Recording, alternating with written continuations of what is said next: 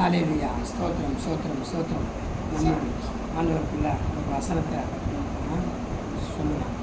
என்னன்னா, கிறிஸ்துவே தேவபலனும் தேவ ஞானமாக இருக்கிறார்.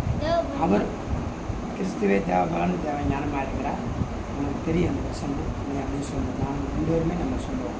கிறிஸ்துவே, ஆமாம், கிறிஸ்துவே தேவபலனும் தேவ ஞானமாக இருக்கிறார்.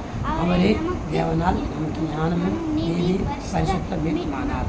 நான் அவரை அறிகிற அறிவிலே ஞானத்தையும் தெளிவையும் அளிக்கிற ஆவினால் நிரப்பப்பட்டிருப்பேன். உலகத்தின் ஆனத்திலிருந்து தனித்து நிற்கும்படியாய் நான் எல்லா எழுத்திலும் அறிவிலும் சாமர்த்தியத்தை பெற்றுக் கொள்கிறேன். எல்லா தரிசனங்களிலும் சொற்பனங்களிலும் வெளிப்பாடு பெற்று அவற்றின் மூலம் அறிவுரை பெற்றுக் கொள்கிறேன். ஞானத்தினாலும் புரிதலினாலும் ஆழமும் மறைபொருளுமான காரியங்களை வெளிப்பாட்டை பெற்றுக் கொள்கிறேன். பிதாவுடைய சிருஷ்டிப்பின் படைப்பாற்றலை வெளிக்கொள்வதற்கு நான் ஞானமும் வெளிப்பாட்டினால நிரப்பப்பட்டிருப்பேன். அல்லேலூயா.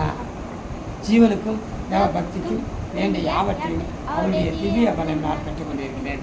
தேவனுடைய வார்த்தையில் வெளிப்படுத்திய வல்லமினால் நான் என்னுடைய உலகத்தை வடிவமைத்துக் கொள்வேன்.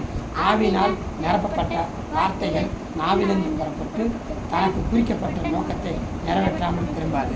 திவ்ய நோக்கங்களை நிறைவேற்ற தேவன் அறிய வல்லமை அறிந்த அதில் செயல்படுகிறேன். எல்லா அசுத்த ஆவிகளையும் எல்லா வியாதிகளையும் சுத்தமாக்க எனக்கு வல்லமை உண்டு. பெரிதான கிருபையில் பெரிதான வல்லமை பெற்றனாக இயேசு கிறிஸ்துவின் உயிர்த்தெழுதலுக்கு பெரும் சாட்சியாக இருப்பேன். நம்ம எல்லோரும் அந்த பெரும் சாட்சியாக கிறிஸ்துவனுடைய சாட்சியாக இருப்போம். நம்மளுக்குள்ள தேவன் ஞானத்தையும் தெளிந்த புத்தியும் ஐஸ்வர்யத்தையும் அறிவையும் உலகின் ஆலோசனையும் எங்களுக்கும் கொடுத்திருக்கிறார். அதை உங்களுக்கும் கொடுப்பார். ஆமென், ஆமென்.